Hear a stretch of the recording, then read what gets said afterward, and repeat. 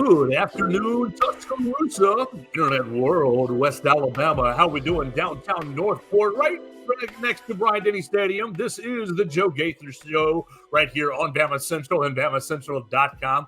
I am Joe Gaither, and I hope you're having a great day. I hope you had a great weekend. It's a wonderful Monday at BamaCentral.com. We encourage you to check us out at BamaCentral.com. Check out the BamaCentral Broadcasting Network, myself, the Joe Gaither Show, and Blue Collar Unplugged with Blake Byler, Matthew Gibson, and Jacob Pickle talking all things Alabama basketball. We're set for another week at BamaCentral.com, and it's going to be a huge week around the capstone. You can check us out at Joe Gaither 6 on the social media machines on Facebook, Twitter, YouTube, Instagram, Snapchat, wherever you want to connect with us. Send your comments, questions, queries, and complaints. You can subscribe, rate, and review the show on Spotify, Apple Podcasts, and on Amazon, or you can watch us on YouTube, Facebook, and Twitter. We appreciate anybody and everybody. Our subscribers, I saw a couple more jump into the subscribers this week, and I would really appreciate everybody who has hit that little subscribe button and has shared the show with a friend. What are we going to do today? It wasn't like it was a slow weekend.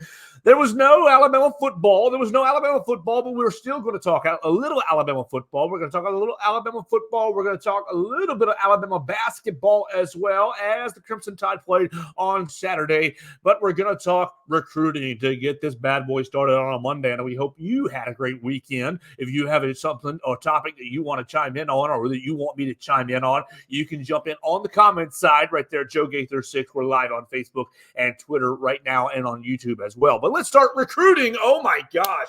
Huge weekend. Okay, Coach Saban was off. Coach Saban and all the coaches, the practice, no regular practice last week. Everybody who paid attention knew that. Everybody who knew what was going on knew that there was no practice last week. Everybody had to get ready for finals. So Nick Saban and the coaching staff goes on the road, and yeah, everything goes pretty well. You gain the 2025 defensive player that's going to contribute early, and we'll get into him at a later date. But we want to start with the huge news this morning, 9:15. On Instagram Live, our friend Ryan Williams, we've been teasing it on the program for literally 3.5 months since we started talking to our friend Michael Bronner at WNSP down there in Mobile, the Sound of Mobile app. Look, we've been teasing it for 3 months. Ryan Williams finally decided he is going to reclassify into the 2024 class. He's reclassifying, and he's joining the 2024 class, and he's already the top-rated recruit in the 2024 class.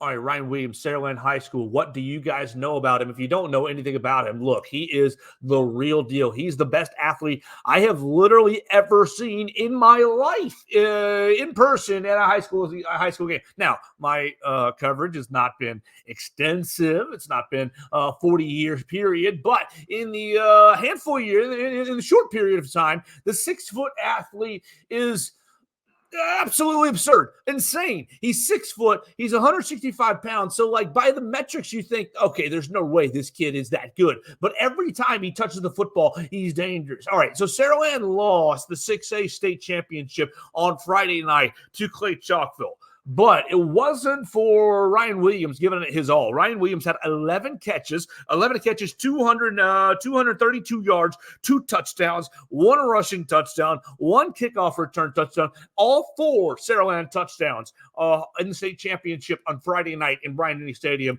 in a 31-28 loss to Clay Chalkville and Jalen Mbakwe, the other another 5-star prospect in this 2024 class. Look, this is a huge deal for Alabama. A huge deal. Ryan Williams, his speed is unreal. His speed is otherworldly. His speed is, now granted, it is just high school, and there will be an adjustment period, but I predict that Ryan Williams will be an impact player for the Crimson Tide next season. Easily. Boom. I mean, it's that big of a deal. He's going to be a stud on the Crimson Tide team next year. And think about it. Oh, my gosh. Jalen Milroe with his deep ball ability. I mean, a lot of what Ryan Williams does is get out into the open field and use his speed and agility and fast pace, cut, to get into open field and a score. I mean, he's deadly with the ball in his hands. And he has, at least at the high school level, a fifth or sixth year. And I'm really looking forward to seeing how that's going to translate into the college level. Now, you're going to have to put on some weight, Ryan Williams. You're going to have to put on some weight. I mean, look, anybody who's been nicknamed Hollywood, Ryan Hollywood Williams, he was the number one recruit in the state of Alabama in the 2025 class. He moves into the 2024 class, and he supplants Jalen Mbakwe. Now Alabama has the number one and number two top recruits in the state. A lot of people this morning, some people this morning speculating that Ryan Williams might flip to Auburn, and I think they're sorely disappointed as Ryan Williams moves into the 2024 class, and it's a huge deal for Alabama football. I mean, yes, they stay at number 4, so it doesn't jump them up over anybody in the recruiting rankings, but this is a weapon. This is a weapon that you're going to see on Saturdays that's going to impact ball games. Alabama, what? Since Jameson Williams, I mean, Jameson Williams was great, but he was a transfer. John Mechie was good. He was above average. He was a pretty good wide receiver. But John Mechie wasn't an Amari Cooper. He wasn't a Julio Jones. He wasn't, he wasn't a Devontae Smith. No way. He wasn't even really a Jerry Jeudy. I loved Jerry Jeudy. I was impartial to Jerry Jeudy with his footwork ability. And obviously Henry Ruggs with his big play, his speed ability. He was strong. He's a homegrown talent. These kind of guys, Calvin Ridley. Ryan Williams is going to be in that class. Ryan Williams is he's probably going to lead that class before he leaves the capstone. And this is a huge deal for Alabama to get him reclassified. Now, he could have stayed at Saraland.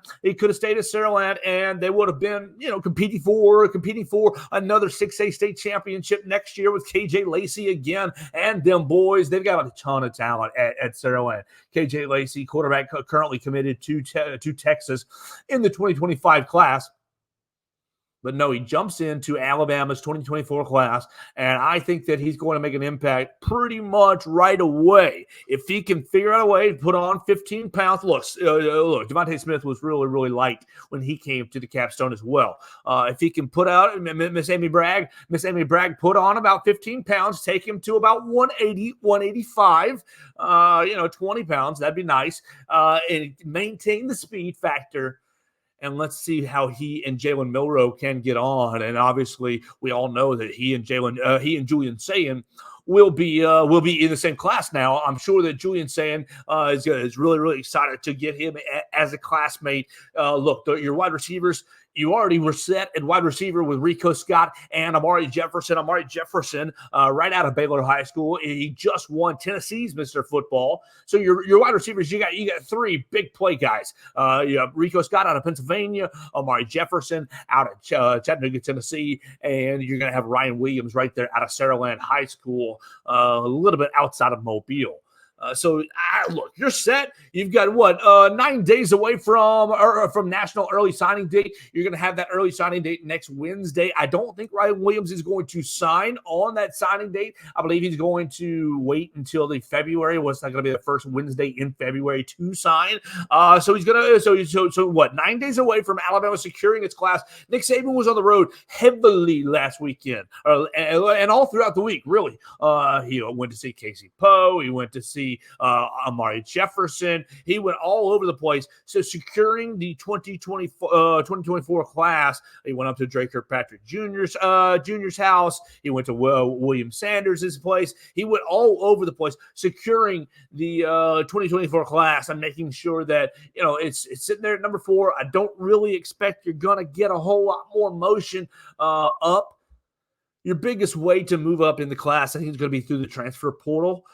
We talked a little bit about the transfer portal on Friday with our friend Jalen Prince. If you missed the Friday show, you can hit it up on all of the platforms we've already talked about: Spotify, Apple Podcast, Amazon, YouTube, Facebook, and Twitter. Thanks so much for Jalen Prince joining us, talking about Ja'Cory Brooks, talking about Tyler Buckner, talking about Isaiah Hastings, and of course Taiyu Jones-Bell, all in the transfer portal already for the Crimson Tide. But no, it's a huge deal, huge Monday to get Ryan Williams into the 2024 class.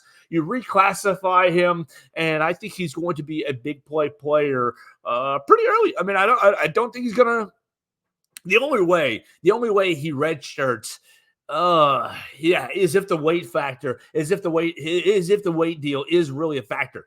I mean, yes, he is listed at 6 foot 165, and I don't think that's too much of an exaggeration on the high end. I do think he's light. I think he's a skinny kid, but he's lightning. He is lightning fast with the football in his hands, as evidenced in his 3 years of varsity football with the Saraland Spartans. All right, let's keep it rolling. Let's keep it moving on this magnificent Monday. We hope you're having a great day on this Monday, December 11th. You're tuning in to us on Spotify, Apple Podcasts, or on Amazon. Watching us on Facebook, Twitter, and YouTube. You can chime in on the comment section on the Facebook or on YouTube. Send me a like, comment, question, query, or complaint right there on all those platforms at Joe Gaither 6. All right, so Heisman Trophy was on Saturday. Jaden Daniels wins the Heisman Trophy. He would have got my vote. I believe that we went over that with Jalen Prince on Friday's show. I did expect Michael Penix to win it, though. Best player on the best team. It kind of most impactful player on the best team. I did expect Michael Penix to win the award. I'm impressed with the Heisman Trophy committee and depressed at the same time. There were several voters. There was 12, 22 voters that had Jaden Daniels not even on their ballot at all. And so it's really, you need to curate these votes each and every year. The Heisman Trophy Trust needs to curate these votes each and every year. I know friends who had votes who voted for Jaden Daniels because most of my friends are very smart. Look, Jalen Milroe had a fun year. He had a good year. Jalen Milroe finished 6th in the voting. Great for him. We give him a nice little round of applause. He never really was going to win the award. It was a small chance for him to become a finalist, and that was if he dominated against Auburn and dominated against Georgia. He didn't really do that. Obviously, we all know the 4th and 31 play will live on forever and ever and ever and ever. But he didn't really dominate in those games, and he played well enough against Georgia, obviously well enough to win, but he didn't really dominate either against Georgia. Finished 6th in the Heisman Trophy. Look, here's your number comparison. Your Heisman Trophy winner, Jaden Daniels, threw for LSU 3,800 yards, 40 touchdowns, 4 interceptions. Pretty daggum good. He ran for another 1,100 yards and then ran in for another 10 touchdowns. So look, that's 50 touchdowns. 50 touchdowns, that's basically 5,000 yards. Right at 5,000 yards accounted for when you account for the change. 5,000 yards from scrimmage, 50 touchdowns, only a handful of turnovers. That's what won the award. Jalen Milroe on comparison. Well, Jalen Milroe had a fine season. Great year, a great starting quarterback, great first-year starting quarterback year. Started with 2,700 yards passing. Pretty good little time. Granted, remember, he missed one game starting, the USF game. 2,700 yards passing, 23 touchdowns, and 6 interceptions. To go along with that, he had 468 rushing yards and 12 touchdowns. So coming up quite a bit short of Jaden Daniels' numbers. Add that up roughly, that takes you to right at 3,100 yards.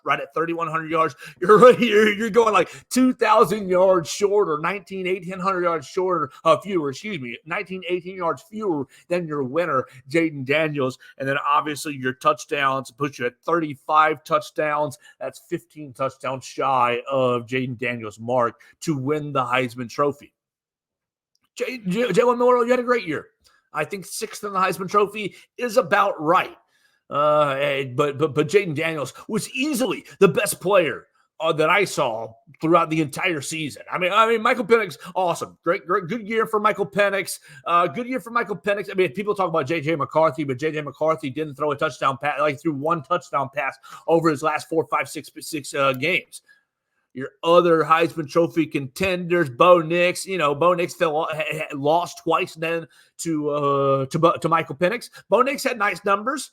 Bo Nix had nice numbers as well, but you stack them up against the Jaden Daniels numbers. Jaden Daniels leading all of NCAA from yards from scrimmage. Look, when he came into Bryant-Denny Stadium, it was one of those nights. It was one of those feels that I had a pit in my stomach that, ooh, you're about to play against a really special contender. You remember how you felt going up against Deshaun Watson, where Deshaun Watson could do pretty much anything you wanted to do from the line of scrimmage. That was Jaden Daniels on that Saturday night. November, a month ago. That was Jaden Daniels. And so rightfully so, he wins the Heisman Trophy. Congratulations to him. He becomes the third LSU player right behind Joe Burrow from a couple of years ago to win the Heisman Trophy. And rightfully so. Good for Jaden Daniels doing so. One thing I want to get into before I get into the Purdue and Alabama basketball game, as we're hanging out on Monday, I want to talk about some of these All-American lists where Alabama's getting a little bit snubbed. Okay, so Football Writers Association of America did get things right.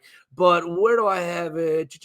Walter Camp. Yeah, Walter Camp put out their All-Americans. Good for them. Great for them.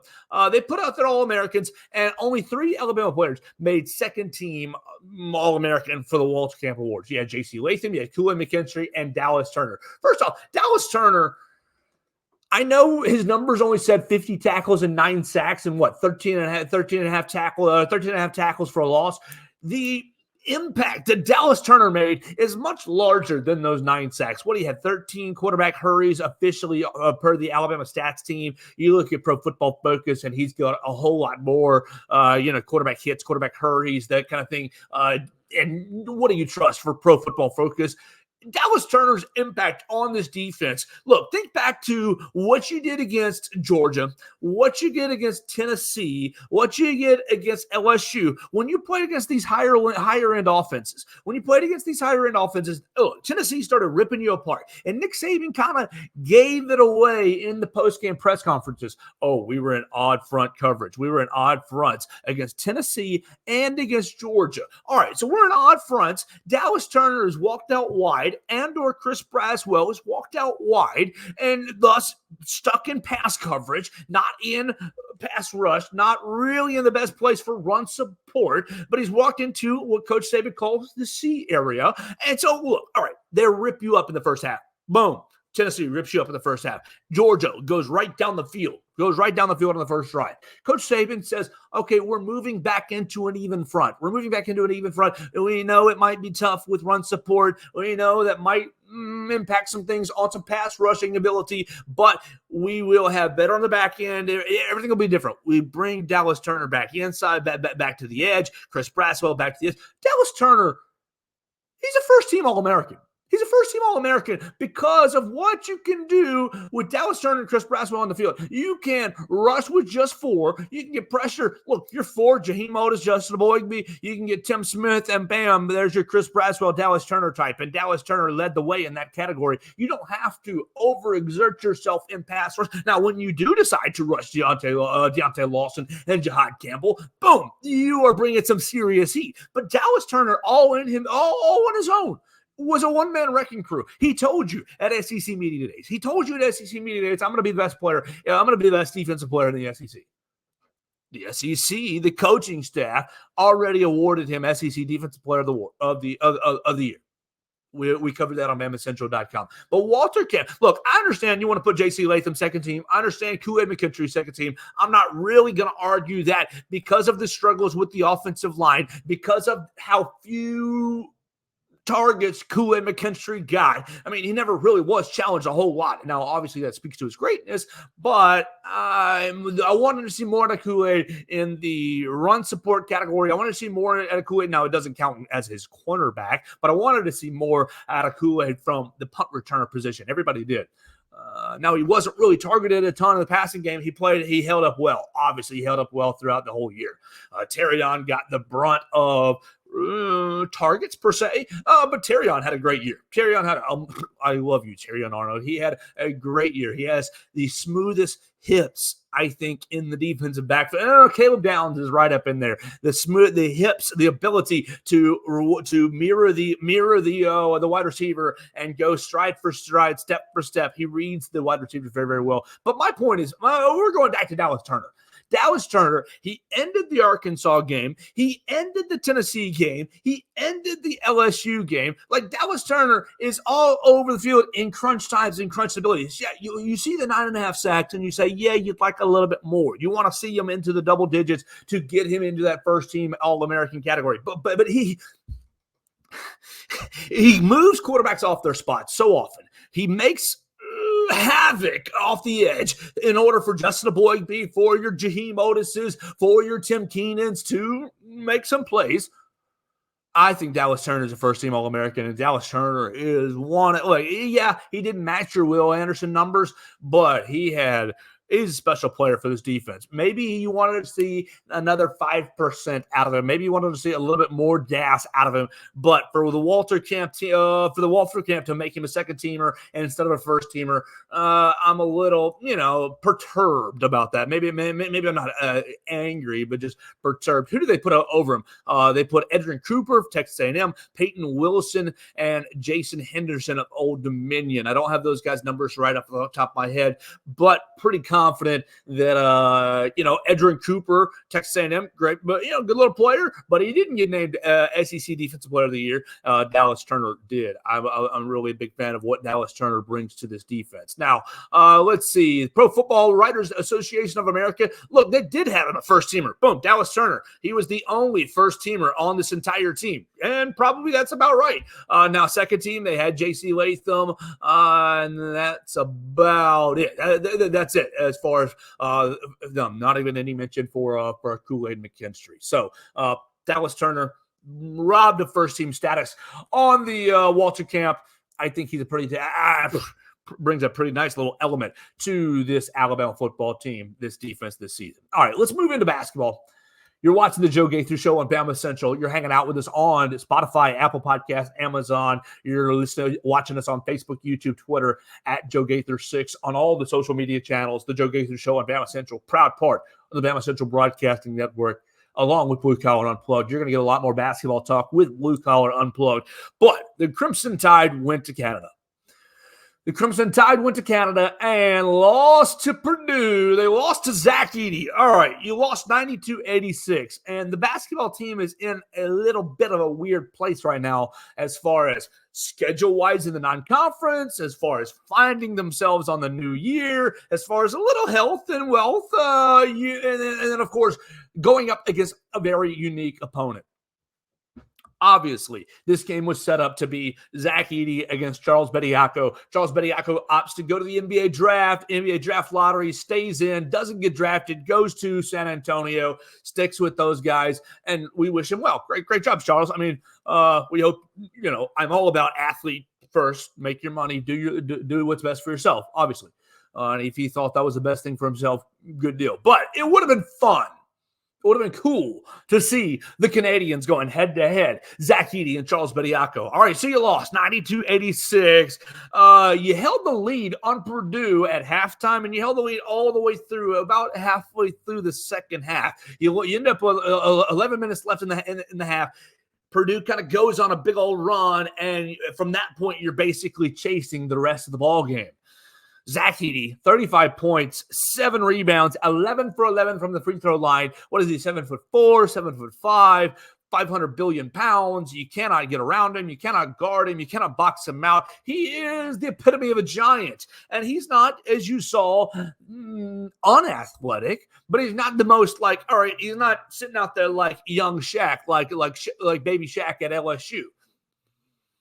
But he is a dadgum mountain. Oh, such a hard player. Like so hard for me to decide what I want to take from this game because one, all right, the fan in me, the Alabama basketball supporter in me says, "Boo-hoo-hoo, you lost. Boo-hoo-hoo, you need to get back on the winning track. Boo-hoo-hoo, my fandom is bleeding out here. You need to be. You had him. You had him.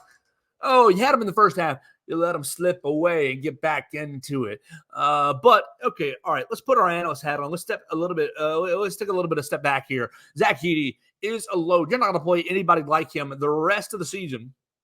Guaranteed. Unless you play Zach Edey again in the NCAA tournament, which if you do, you're playing a 1 seed, you're playing a 2 seed, and you're doing that in the Sweet 16, the Elite 8, the Final 4. the national championship. There ain't no way this team's a Final Four team right now. I'll tell you that. Alabama, that is. But for now, okay, so what do you take from this? You take, all right, Alabama is in the game with the number 4 team in the country for 1.5 halves. What's that for 30 minutes? For 30 minutes is leading the game. Braden Smith, here's the problem. You know that Zach Edey is going to get his points. You know that Zach Edey is going to get his, and you end up having you have Nick Pringle and Muhammad Wiggy. They both foul out. They both played as best as they could, but they both foul out. Grant Nelson, you didn't know if he was going to play or not. So there's some analytical things here. You didn't know if Grant Nelson was going to play or not. Boom, you get Grant Nelson active. I mean, there was some whispers that he wasn't going to play. I think there was a feel the entire time that maybe we put this out there that he's not going to play, and he game time decision, and things went well. He played. Where's my box score? Right, my box score is right there. Yeah, boom. Grant played 27 minutes, so pretty much your 30 minutes. Yeah, played 27 minutes, 11 points, 7 rebounds, 5 assists, 3 turnovers. You know, it's 2 for 7 from the 3-point line. So good to have Grant in there. You end up throwing Nick Pringle off the suspension at Zach Edey. You're throwing Mo Wagi, who's starting his second game in a row. You throw Diabate. Diabate doesn't even play. Basically, you're trying to find big bodies. Sam Walters plays a little bit at him.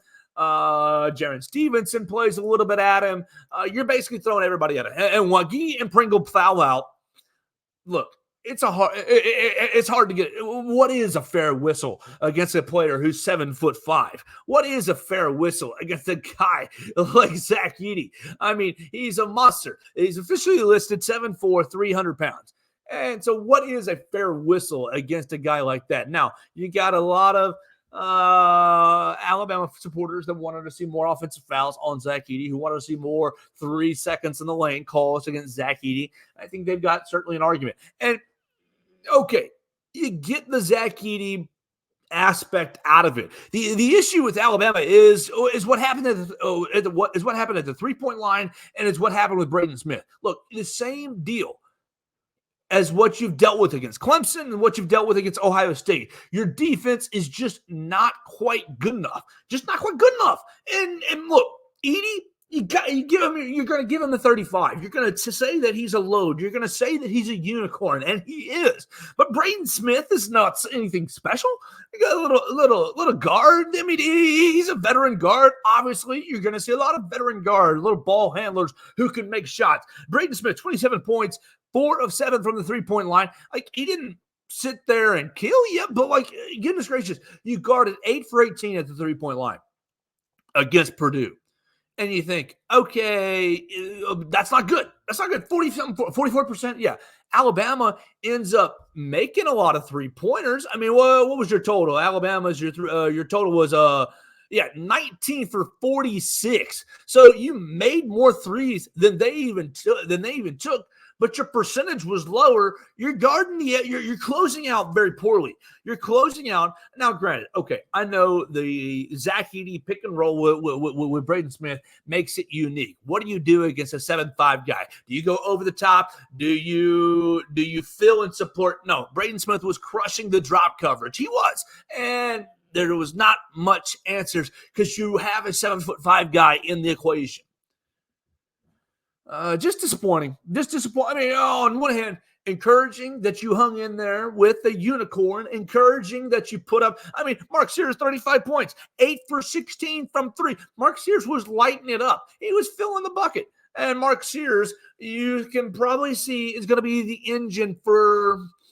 Look, Estrada is good. Estrada and Grant Nelson have both shown that they can go off. But as far as consistency goes, game in, game out, I'm ready to play. Mark Sears seems to be that guy for Alabama basketball right now. And so Alabama basketball, what are you? You're 6-3, and you take away that you got out-rebounded by a 7'5" fella. You would have loved to have had your own 7-footer in the game, but no, he's playing in San Antonio. So what do you feel about this? You see the game, you shoot well from 3. You get to 86 points on the offensive end, but you're giving up another 92. I mean, this is a problem for Alabama. Your defense has just not been good at all against any of these top tier teams. And so, look, the fan in me says, well, Alabama can beat anybody. And I think they showed that on Saturday. Alabama, you roll the ball out there, Alabama can play 40 minutes with anybody. You had a, 4-2 is a 6 point. You had a 6-point game. You lost a 2-possession game and a neutral site that ended up sort of sounded like a pro Purdue crowd. Like, okay, you ended up in a 6-point game in a unfamiliar environment against a unicorn player. Should that give you hope this coming up Saturday going to Creighton? Yes, it should. Should it give you hope in a weekend change going to Arizona? Yes, it should. But the deal, that defense, the defense is going to be a problem. You're not going to go into the SEC tournament with that defense because, look, even if you end up on, Thursday, Friday, you're playing Thursday, you play Thursday, Friday, Saturday, you play Friday, whatever. If you get that double bye in the SEC tournament, you're not going to play Wednesday, but you play on that Thursday, you play on that Friday, you go a couple games in a row, one of these SEC teams is going to get you. Same thing in the NCAA tournament. You play some of these good teams in a row. Look, it'll be just like the San Diego State game, where you don't shoot very well. What 7 months ago, 7 months ago, you don't shoot very well in Louisville, and San Diego State and their experience defends you better than you do and get inside and basically beats you up inside. Yeah, that's what this team looks like to me. Do I think that this team right now at 6-3 could win the SEC? Sure. But I have no real evidence that the defensive side of the floor is coming together. Now, Saturday is kind of a hard one to judge. It's kind of a hard one to judge because of Zach Edey and because of the fact that you're not going to see any 7'4" players the rest of the year. We already alluded to that. There's no 7'4" guys in the SEC. There's no more 7'4" guys on your schedule. It's going to be tough this Saturday going into Creighton, and we'll get to talking about Creighton later in the week as that develops and as that goes on. But look, I take mixed emotions from Saturday. On some ports, it's like, yeah, the offense is still really good. The offense is still really dangerous. I mean, yeah, we're going to give our flowers to Mark Sears for his 35 points, but Grant Nelson with his 11, Wagi with his 11. You had Wrightsell with 9. Wrightsell seems like a nice little sharpshooter going 3 of 6 from behind the line. Like, you've got guys who can really fill the bucket up. But do you have guys committed to the defensive side of the floor? And if they're committed already, then is it just a capability issue? And obviously, it might just be a capability issue with a guy who's 7'5". How does it translate this coming up week when you're going to Nebraska and you're going to Creighton and you're trying to, you're not going to see a guy like that. So hard to really say, oh, boo-hoo, too much, and like really go kick the dog too much. But really, nothing like. I can't get into let's celebrate a moral victory. Let's celebrate a positive step forward. I don't really think that there was too much of we already knew the offense was good. We already knew the offense can score with pretty much anybody. Nate Oates and his wide open scheme and the shooters that he has acquired. You're going to get open shots. You're going to light up the scoreboard. Can you play defense? Can you hunker down, get defensive stops? Can you clear the defensive glass? Now, with a guy who's 7'5", it's hard. So it's hard for me to really say, oh, you guys stink so bad, blah, blah, blah. All right, so we're going to put that to bed for a little bit. Alabama basketball loses to Purdue in Canada. Zach Edey, 35 points. Mark Sears also with 35 points. The Crimson Tide falling to 6-3 on the season. They're out of the top 25. And it's kind of a crunch time point in the season. You've played your 9 games. You're starting to show who you are. You've got Saturday against Creighton, and then the next week against Arizona, another huge test. They're going to be back in town on the 23rd. They're going to play East Kentucky. I believe Eastern Kentucky will be back in Coleman Coliseum to watch this team and see how the development goes over the next couple of weeks before they get geared up for SEC play. And that's going to be a beast. You've already seen Tennessee, Arkansas. You've seen how strong they are. You've seen how strong Auburn is. You've seen how strong A&M is. It's going to be another hard year in the SEC. So SEC, the boys, you got to figure out a way to get it clicking on the defensive end. Get it clicking on the defensive end, because we've seen it on the offensive end all 9 games. We haven't really seen it. We've seen it maybe once, a little bit on the defensive side of the ball. All right, so is that going to do it for our show today? Yeah, I think that's going to do it for our show today. We've been going about 35 minutes. We appreciate everybody who's watched us today. If you've watched us on YouTube, on Facebook, on Twitter, if you listen to us on Spotify, Apple Podcasts, or on Amazon, we appreciate everybody who's tuned in and joined us. We talked a little about Alabama basketball. We talked a bit about Ryan Williams. We talked about the Heisman Trophy. We talked about Dallas Turner and his impact on this Alabama football team. Look, on Friday, I believe, Alabama football is going to get back to practicing, getting into bowl practice. I'm going to be diving into Michigan tape over the week. I